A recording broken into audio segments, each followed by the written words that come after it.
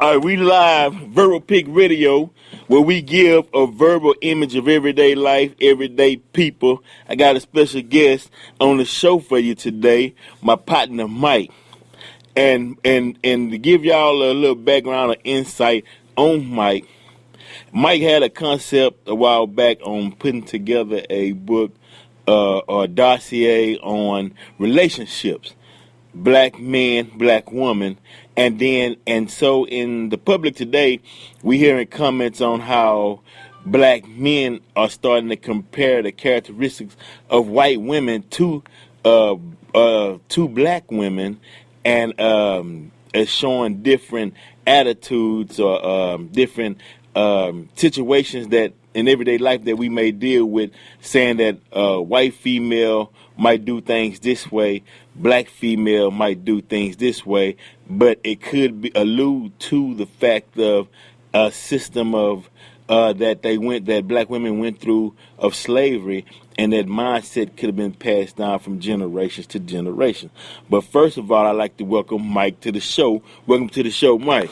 Hey, what's going on, Vince? How you doing? Oh, man, definitely, man. I'm doing pretty good, man. Like I said, this is going to be an interesting topic because this topic on relationships been going on for over 450 years. But we want to pinpoint some solutions to help solve this problem so we can move on, because every family, every child deserves two healthy male and female adults.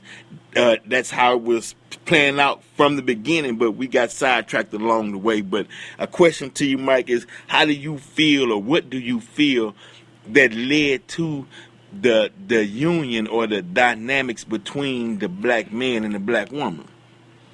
Well, I really think it had a lot to do with the black male being taken out of the home at an early stage with the Vietnam War, crack cocaine, getting wrongly racial profiled and thrown in jail for misdemeanors, or what would be a slap on the hand right now. You got brothers that's been punished for in the early 70s from having one marijuana square. That's right. Another reason I believe is that the woman has gotten accustomed to her doing everything by herself. Right. But she has to realize this type of attitude doesn't pertain to all men. Mm-hmm. If you are a young black woman, you have a young man in your life that has asserted himself in your life, even though you have kids that aren't his, and he's showing you that he is trying to direct. He understands that he's not your child's biological father, but he feels as if he can do anything to enhance your children's life, he's going to do that. Right, because that enhances society as a whole. Exactly. That man is helping put out productive children that we don't have to worry about knocking you in the head or whatever, because they understand principles and values. Exactly. Another reason why I think relationships are the way they are in the black community, we've been faced with a lot of black males now that have low self-esteem. And with all that entails, when a woman can see that type of weakness, she automatically starts thinking, well, damn, I got to do everything myself again. He's falling by the wayside. I'm going to have to... I mean, don't get me wrong. I'm not saying that women don't have low self-esteem, but men are not supposed to become stagnant and wallow in their problems. Right. We have to constantly think, okay, well, I got to get out of this. Right. I got to move on. I got kids. I got a wife to take care of. But my message to these black women is this. If you have a black man that truly loves his kids, whether they're his biologically or not, you need to respect that man.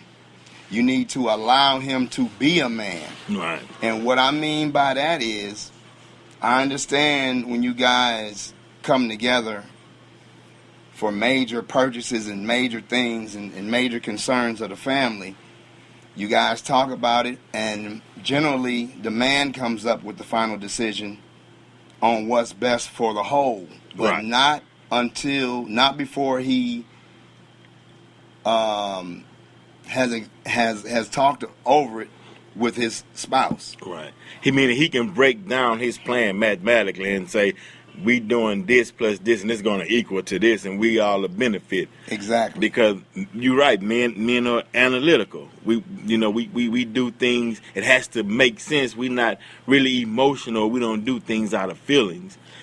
Right. Exactly. And another reason why, and I'm not going to deny it, you can't look around it. You don't want to look over it anymore because it is a problem. You got brothers on the down low. You got straight homosexual brothers. You got bisexual brothers. You got brothers who mess around with transvestites and men who take hormones, shots and pills or whatnot. They may have breasts and their Adam's apple may start to recede, but it's still there. Right. These young men, I think, are suffering from mental illness because they say that they're not gay. Right, but you want to be a female. Exactly, but you got these guys having sex with these wannabe females, but they're standing their ground saying that they're not gay. Well, all I know is this. I'm not trying to beat any bushes or talk about anybody, but God made Adam and Eve. That's right. Not Adam and Steve, not Eve and Yvette. You know. That's right. That's why opposites attract, number one. That's right. Definitely. Because opposites attract, number one, that's the way of nature. Right. You know, a female lion, a male lion. You don't never see a female tiger messing with a male leopard. Now, right. Now, how can in the context of passing on creation or keeping the human genome or the family together, you have the only way a child can come into this universe or into existence is through the womb of a woman. I totally agree. But like I said, we go back to how it all started, you know, male and female. That's right. And I'm not trying to compare animals to humans or humans to animals, but when we always want to say it's the animal in us, when we're always talking about a beastly nature or when we get overly aggressive or things of that nature. Right. Well, Animalistic nature, right. Look at the animals on when they procreate. Right. They procreate just to keep their species from becoming endangered. Right. We are the only ones who were given a feeling with procreation, and now we want to twist it and turn it and try to make things fit where they don't fit. Right. You want to make young boys go into a female locker room if in fact that day he feels like he's a female or vice versa. Okay, well, I have a problem with that transgender world anyway because, number one, I can understand an adult, but I have a problem with a 5 or a 6-year-old child, male or female, who doesn't understand who or what they are at that early of an age. So that's telling me that the environment that they're growing up in, that's being forced upon them. Right. Like David Chappelle says, maybe the environment is a little sick.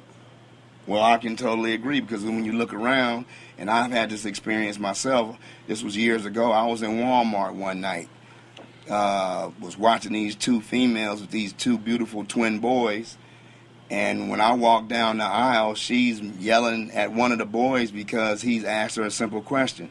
Well, Mama, you want me to call her daddy, but she has breasts like you. And her response was, shut up and do what I say. So you're right. The environment has a lot to do with it also. Fighting against your own nature. How you going to win that fight when you was created in a particular way, with a particular nature? So So the gist of the thing is, and the reason why we have these dialogues is because in a mathematical viewpoint on how to fix problems. Meaning, if you have a problem, you have to have instructions or directions. It has to be proven. You can go in and say, okay, if I do this plus this, then I expect these type of results. You know, and we not doing it by the whole thing. But man, I always, man, definitely, you know how we kick it, man. But I appreciate and welcome to the show, man, and thank you for your time. All right, thank you. Yeah, I'm